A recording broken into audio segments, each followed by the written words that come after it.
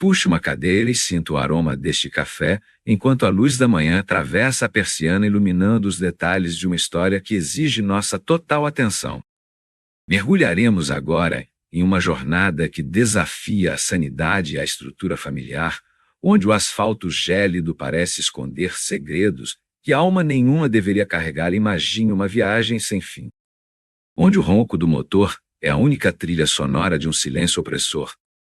O patriarca, com as mãos soldadas ao volante e olhos fixos no horizonte de piche, ignora o cansaço que pesa nos ombros, mantém um foco obsessivo na rodovia que se estende como uma serpente infinita. Ao seu lado, a favorita Millie desfruta do privilégio de uma atenção silenciosa, enquanto Nick, no assento traseiro, é espremida por malas pesadas que guardam um conteúdo intocável, algo proibido ao toque ou à curiosidade. Já se passaram 8 horas de asfalto contínuo e o tanque de combustível agoniza na reserva. Contudo, não há paradas para descanso ou alívio, apenas a determinação cega de quem foge de algo ou persegue um destino invisível. Nick observa através de uma névoa de dúvidas a imobilidade absoluta da irmã. A garota não proferiu uma única palavra desde a partida, não ajustou a postura no banco, nem sequer reagiu aos solavancos da suspensão. Há um vazio ensurdecedor emanando daquela silhueta estática, uma quietude que transborda o sono profundo e mergulha em uma rigidez inquietante, transformando o interior do veículo em uma câmara de mistérios que o tempo agora começa a decompor. O habitáculo, antes apenas um espaço de transição entre destinos incertos, agora exala uma fragrância que agride as narinas, um perfume industrial, estéril, que tenta em vão mascarar o rastro de algo orgânico em declínio. Nick observa o patriarca, cujos dedos brancos apertam o couro do volante com uma força desproporcional, enquanto ele murmura promessas de cura para a figura imóvel ao seu lado, alegando que o especialista as aguarda no fim dessa linha de asfalto gélido. Ele diz que ela está frágil, que o menor movimento brusco poderia romper o equilíbrio precário de sua saúde. Contudo, o olhar de Nick recai sobre o porta-luvas, um compartimento que guarda segredos mais densos que a névoa de dúvidas que a cerca, aproveitando um momento de distração. Quando o homem se perde em uma canção antiga no rádio, a jovem desliza os dedos pelo trinco, encontrando não mapas, mas identidades de nomes desconhecidos e rostos que se assemelham, mas não pertencem a quem dizem ser.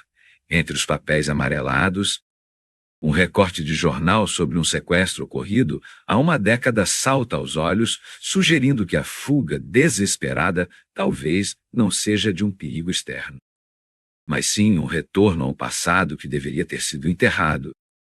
O homem agora ri, uma sonoridade oca que reverbera no vazio ensurdecedor da cabine, enquanto dirige palavras carinhosas ao reflexo estático no espelho retrovisor, embora a imagem de Millie permaneça petrificada, sem que um único fio de cabelo se mova com a vibração do motor. Ele a trata como se ela estivesse prestes a responder, como se o silêncio dela fosse uma escolha consciente, e não uma imposição da própria natureza. Afinal, a narrativa de proteção que ele construiu começa a se despedaçar sob o peso da realidade. Cada quilômetro percorrido aumenta a tensão, transformando a viagem em uma incisão cirúrgica na sanidade de quem observa, enquanto o suposto protetor se revela um carcereiro de memórias e de algo muito mais sombrio, um cheiro que remete a laboratórios e a tentativa desesperada de paralisar o tempo. O pai justifica a velocidade excessiva como uma corrida contra o relógio, pintando o cenário de uma mãe abusiva que os persegue, criando uma ilusão de heroísmo que quase convence, não fosse a rigidez absoluta daquela que deveria ser a protegida. No espelho, os olhos de Millie são abismos fixos, desprovidos do brilho da consciência, enquanto o patriarca continua a alimentar uma conversa unilateral, mergulhado em uma simbiose doentia com o que restou de sua própria sanidade.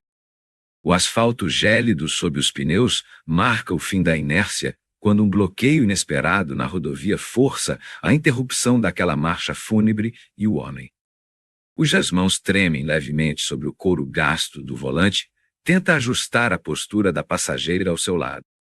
Mas o que os olhos de quem observa no banco de trás testemunham não é o movimento fluido de um ser vivo, é a inclinação grotesca de um objeto inanimado que, ao ser deslocado, emite um estalo seco quase mineral, o odor de pinho industrial e formaldeído, que antes apenas incomodava, agora se torna uma névoa sufocante. Revelando a verdade nua sob as camadas de mimos e tecidos caros, a figura ali presente não definha por uma enfermidade rara, ela já cruzou o limiar da existência há muito tempo. A investigação silenciosa nos confins daquele habitáculo culmina na visão de uma pele que mais se assemelha ao pergaminho curtido uma casca preservada por um delírio de controle que desafia a própria biologia. O destino final, aquele suposto especialista em uma clínica isolada, transmuta-se na mente da jovem em um local de descarte cirúrgico, onde o obsoleto é abandonado para que o simulacro ocupe seu lugar, ao vasculhar os recônditos da própria memória fragmentada. Ela percebe que as lembranças de infância não passam de uma colagem de vidas roubadas, a passageira não é o sangue daquele homem, mas sim uma peça de reposição sequestrada, há anos moldada sob o cinzel do medo para aceitar uma identidade alheia, agora que a favorita se desfaz em uma decomposição irreversível. O banco da frente aguarda por uma nova ocupante. O patriarca volta seu olhar gélido para o espelho retrovisor. Fixando-se na sucessora, e a compreensão vem acompanhada de um vazio ensurdecedor. A viagem nunca foi sobre cura, mas sobre a continuidade de um ciclo macabro, onde a próxima a ser preparada já está sentada logo atrás. O que testemunhamos aqui não é meramente um crime de cárcere, mas uma incisão cirúrgica na psique humana, onde o delírio de um homem se tornou a prisão biológica de uma criança, a mente, em seu instinto mais primitivo de sobrevivência. Muitas vezes, apaga o rastro do trauma para que o corpo suporte o insuportável, embora a verdade sempre emerja como um odor químico que nenhum perfume industrial consegue sufocar afinal. A identidade não é algo que se possa costurar em uma nova face sem que as cicatrizes gritem no asfalto gélido da realidade após a abordagem policial naquele acostamento desolado. O homem foi conduzido ao isolamento de uma cela psiquiátrica de segurança máxima, contudo. O rastro de suas vítimas anteriores permanece como uma névoa de dúvidas para os investigadores, enquanto a jovem, resgatada desse vazio ensurdecedor, tenta agora reconstruir os fragmentos de quem realmente era antes de ser moldada pelo medo. Ela vive sob proteção estatal, longe das estradas infinitas. Mas o peso daquela herança macabra ainda reside no brilho de seus olhos, que agora buscam um reflexo que não seja uma mentira. É perturbador pensar que o perigo mais profundo pode estar sentado ao nosso lado, camuflado por uma autoridade distorcida e um silêncio que aceitamos como normal, pois as dinâmicas familiares às vezes escondem abismos que a razão prefere não sondar, deixando-nos apenas com a melancolia de um sistema que falhou em notar o que acontecia no banco da frente. Sua presença é fundamental para mantermos viva a busca pela verdade. Se este caso te impactou, convido você a clicar no vídeo que aparece agora na tela, onde exploramos a psicopatia familiar e seus sinais invisíveis. Aproveite para se inscrever no canal e não perder nossas histórias diárias, postadas sempre em 2 horários. Mantenham os olhos abertos. Até a próxima crônica.